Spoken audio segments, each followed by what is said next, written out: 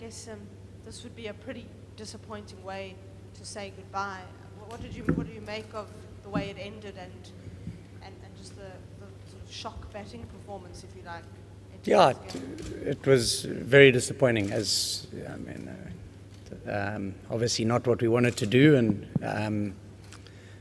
I think we had better expectations of our performances for sure.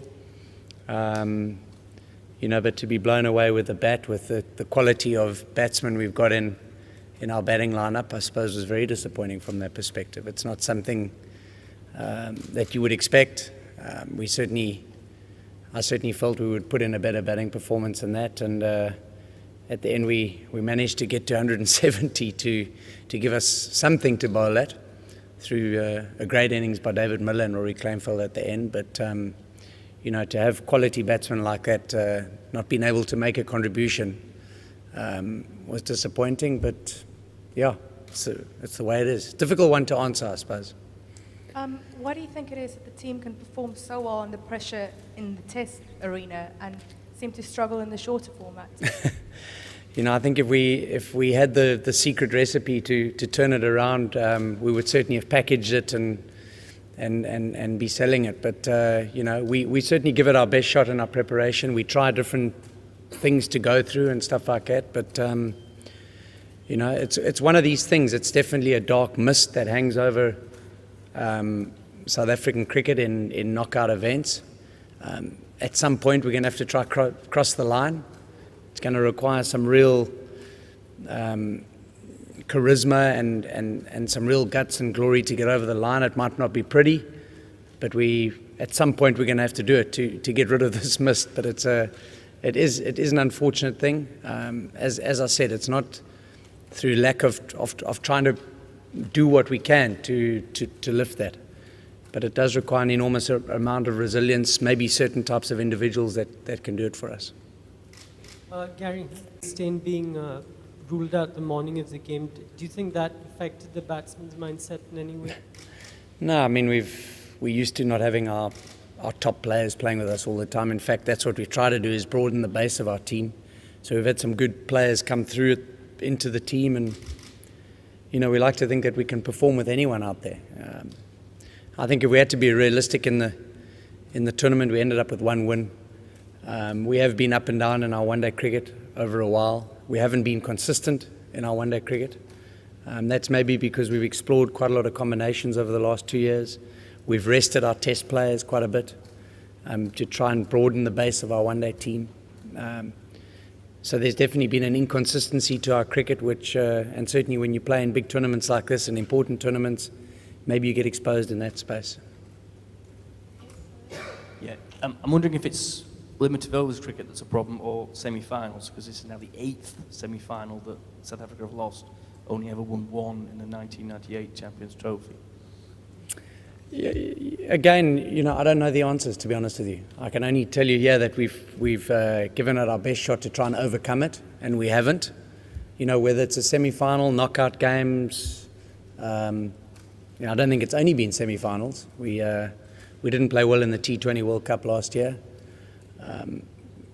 So we certainly do what we can to arrive in the tournament ready to do something. I actually had pretty good expectations going into the semi-final because I thought we were batting really well as a batting unit. What do? Do you load your batting and try and put 9 batsmen in the team, or do you back the batsmen that you've backed all through the series and the guys that have been performing for you in other tournaments? So, the only way I can answer that is I don't think there's any secret recipe. At some point, we just got to hope that we can cross the line in one of these semi-final events and turn it around. Hi, Rod. Have you seen anything that you can identify that's going wrong with these players? Since you've been coaching them for the last 2 years, and do you think this team misses Jack Callis? In 2015, would you want him to come back, or it's over for him? Yeah, I think in high-pressure games or pressurized environments, you want your most experienced players because they're used to those situations. But at the same time, your experienced players can also have a lot of scarring from past events. So it is a tough one. It would be nice to have a Jacques Kallis here, but South African cricket have got to move past Jacques Kallis. He's been around for 20 years and been an incredible servant to the game. But we need to start finding other players, which we think we have. I thought our strength going into this Champions Trophy was our batting lineup, and we focused our attention on our middle order. We thought with AB de Villiers, Faf du Plessis, David Miller and JP Dermody that we had a really powerful middle order unit. In fact, what we tried to do is bring Robbie Peterson in at 3, so that we lengthened our batting unit a little bit still have 4 seamers, and that we felt was our best combination. So certainly in that situation, I think we did everything we could. Those 4 batsmen are the batsmen in form. David Miller, I think, had a good tournament. He's been a new guy to come in, but he's shown that he's capable of playing at this level. And then, Hashim Amla, AB de Villiers and Faf du Plessis have been standard fixtures in our team for a while. Just to sort of follow up on that, are you happy with the depth you've seen, in particular the bowling, over the last few years that you've been coached? Yeah, I think we've tried a few. Certainly in my 2 years with the team, we've had 16 new players play in the team. So we've certainly explored the talent in South African cricket. I think there's still more out there. But at some point you need to find some stability. We've done that in the test side because we've been able to. And as I think with any international team, your one-day format and your 20-over format, you tend to experiment and explore a little bit with that. So we need to probably find some stability through our bowling unit. We've certainly tried now 6 or 7 seamers, and we need to settle on a few now. Gary, South Africa have not won any knockout match in ICC event since beating England in Nairobi in quarterfinal. You played that game. It's been 13 years, so many big matches and so many failures. What do you think what's the main reason? Why South Africa always performs so badly at such high octane games? I've tried to answer that question earlier. Yeah. Just last 3, please. Gary, there's going to be a lot of hurt among the players who are in this tournament, and you're not going to be around with them. What would your advice be to them to get over it and to move on and just to go forward without carrying baggage? Yeah, I think that question was asked at the last World Cup. So I think that question keeps getting asked. What can you do? You move on with life, and you try and get to that. These guys play really good cricket throughout the year. They're a good cricket team. And again, that mist is going to arrive at the next World Cup event, and how do you overcome it? Well, again, if the guys that are in charge will do everything they can to try and to do that. It's a horrible thing that happens. It doesn't only happen to South African cricket. I believe it happens in a lot of other sports. It happens in other industries. It happens to people. But at some point you need to cross the line, because people are going to continue looking at you and say, well, you can't do it in that space. And that's exactly where it is. It's really tough on the individuals, because I don't think as individuals they get emotionally hijacked. It's rather, if they go play for other teams, they play brilliant cricket. But when they come to South African cricket, there's this mist that hangs over the team. It's going to require some really tough individuals to overcome that. I mean, the interventions that we've had and the thinking that we've had around being able to overcome it mentally, I don't think there is better thinking out there. But, at some point there needs to be guys who actually buy into it and say, well, I can use this information, and these are the tools I can use to not become hijacked in that situation and go make a contribution in a pressurized moment, which the guys do in sort of, we see it in all our other cricket except this particular event. Gary, so you spoke about that today, that was lacking today, and secondly, as a one-day coach and your record, do you think you've left the team in a better state than when you started? I don't know if I've left them in a better state, because I certainly would have liked to have taken the team to at least the final.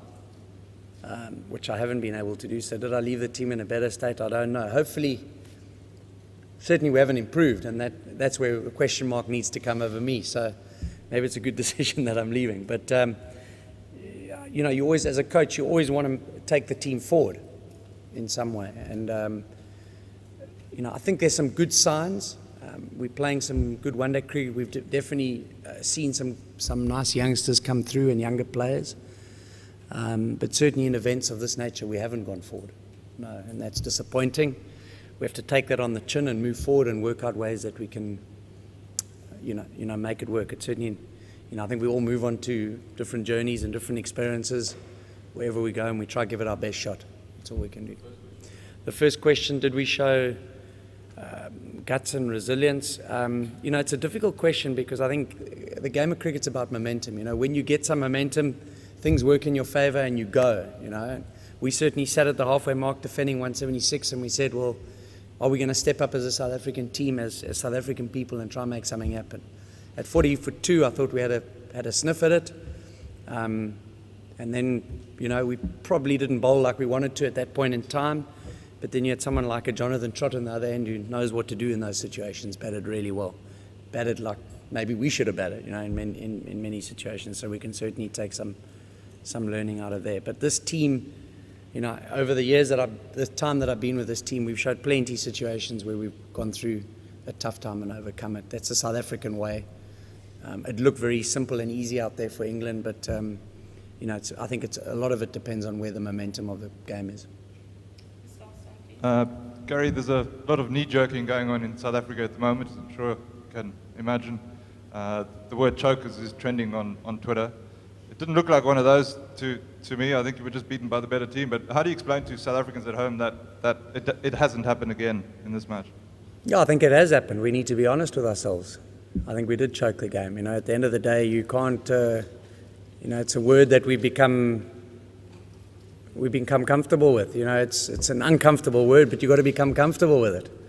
You've got to accept that that's what it is. So, they bowled exceptionally well, England, but at the end of the day, that doesn't mean that your batting lineup should be 80 for 8.